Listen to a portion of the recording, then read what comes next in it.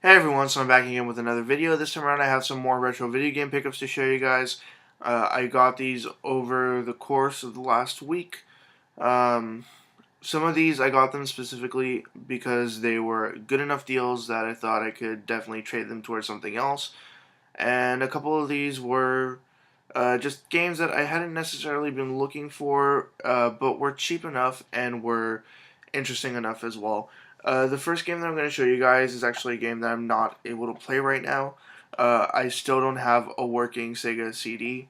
I don't have any Sega CD now, actually. I used to have one that was faulty, but I just couldn't get the thing to work, and I couldn't find anybody to repair it for me. So I had to just sell it as a broken console. Um, at least I got $25 out of it. Um, the game that I got here is Star Wars Rebel Assault, and it's in pretty decent condition. The case itself is broken. It's missing one of the clips at the bottom there, but it did have the styrofoam piece that just fell out there. Um, and the disc itself is in really good condition. Just a few light scratches, and I got it for $5. So I thought, why not go for it? I try not to buy games for consoles that I don't have. Usually, I'll only get them if they're dirt cheap, or if they're also cheap or hard to find, and I think that eventually I will get the console. I know that eventually I will get a Sega CD again, but for the time being, I don't have one.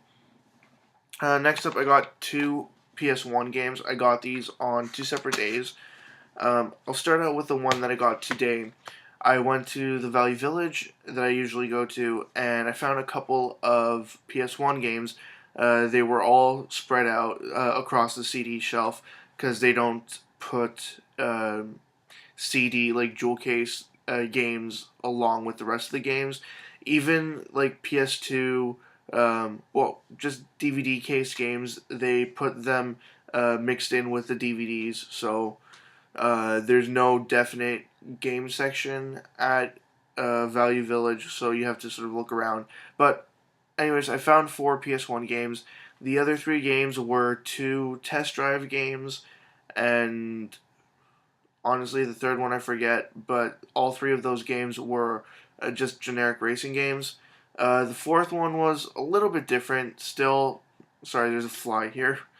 It's still pretty much kind of like a racing game, but it's also, from my understanding, um, it's like Twisted Metal, but probably not as over the top. It's Vigilante 8 Second Offense, and I saw that online this is selling for 15 to $20, and it was only $2.99, so I thought I'd get it. Especially when I saw that it was in mint condition, like it just has dust on it. Otherwise, it's perfectly fine, and you can see me in the reflection there. It's perfectly fine, and it was super clean, so I went ahead and grabbed that. And then last week, I went to a used game store that I go to every so often. I saw this. I asked how much because it didn't have a price tag on it. They told me $9.99. The discs were kind of scratched on this game, but I mean PS1 games, especially the PS1 games with black discs, they usually hold up pretty well, even when they're like ridiculously scratched. At least in my experience, they've still worked. This one here was missing its manual, but all the discs were there. It's The Legend of Dragoon, and I started playing this, and the only cruddy thing that I can really say about this is that it takes forever to just do a basic battle. Like, you're faced with an opponent and you do your attack, and your attack uh, goes by pretty quickly. But then when you're waiting for your opponent to attack, it took like a minute, like an entire minute, for them to actually do an action and then do that whole action and then wait for your turn again. It took like about a minute, and it was just way too long to wait for a game that's pretty generic. is just your basic RPG. Um, Next up, also today I got two Game Boy games. I saw these last week. I actually saw them last Thursday at at a pawn shop. It's called Super Pawn. It's here in the city of Toronto. I don't really go far to buy my games. I just shop around the city. But I found these two games. He had them for a long time actually, but he took them to the back. He said he needed to fix them up or whatever, along with a couple of Super Famicom games. And I said, well, you know what? I'll just wait and see if he puts them out. And pretty much about a year passed, and I saw them out last week. And I asked, well, how much? He tells me for these two Game Boy games, he wants $10 each. And in my mind, I know that's a decent enough price, but I already have both these games, and I'm looking to buy them uh, just to trade them towards something else. And I say, can you do 15 for both? And then I realize that I only have $13 on me. He will not go any lower.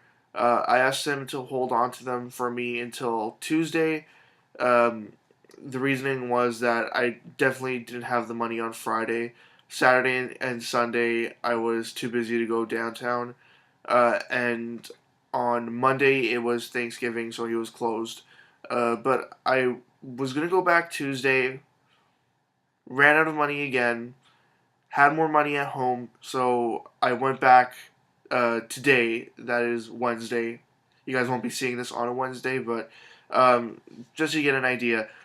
So I went back, and he still had the two games, even though it was a day after I said that I would come back to get them.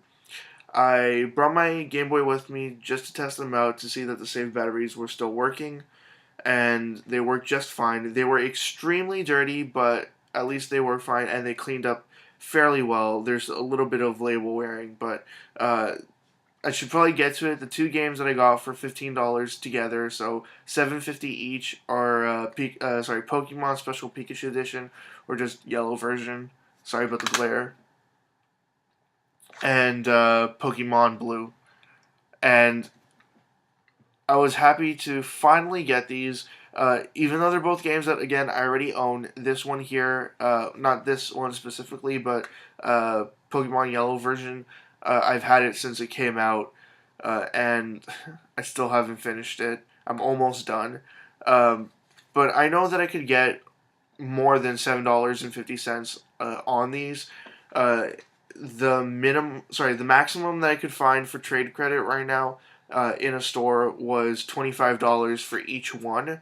But I think I'm just gonna wait out and see if I can get some cash for it, just because I'm short on cash now after buying a couple of new games that just recently came out.